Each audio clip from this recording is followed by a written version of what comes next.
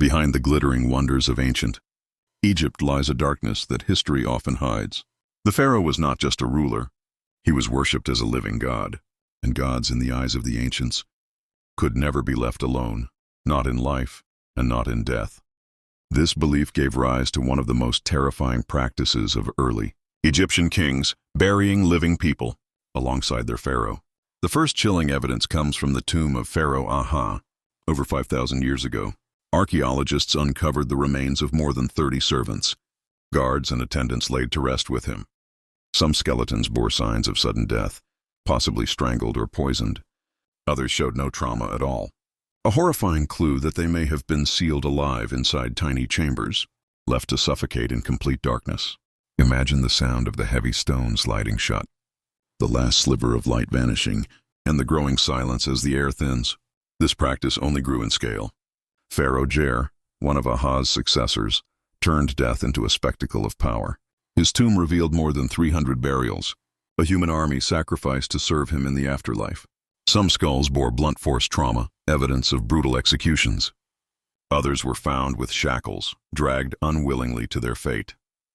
While blood stained the sand, the pharaoh sat calm upon his throne, believing this cruelty was nothing more than loyalty. But why would they do this? To the Egyptians, death was not an end but a continuation. The pharaoh would need servants, guards, and entertainers even in the next world. Killing them was not seen as murder. It was seen as service.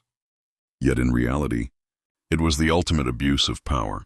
Human lives reduced to disposable objects for a king's eternal comfort. Eventually, this dark tradition faded.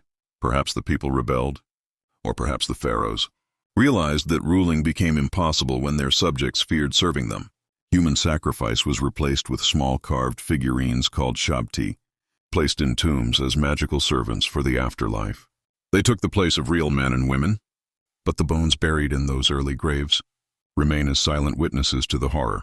Today, when archaeologists enter these tombs, they uncover not only golden masks and glittering treasures, but also rows of skeletons, young lives, cut short to follow their master into eternity.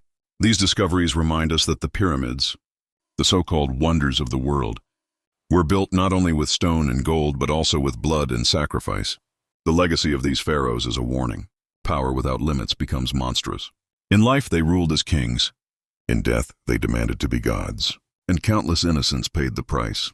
So the next time you see the shining mask of a pharaoh in a museum, don't just see the glory. Remember the shadows. Behind every treasure lies a tragedy.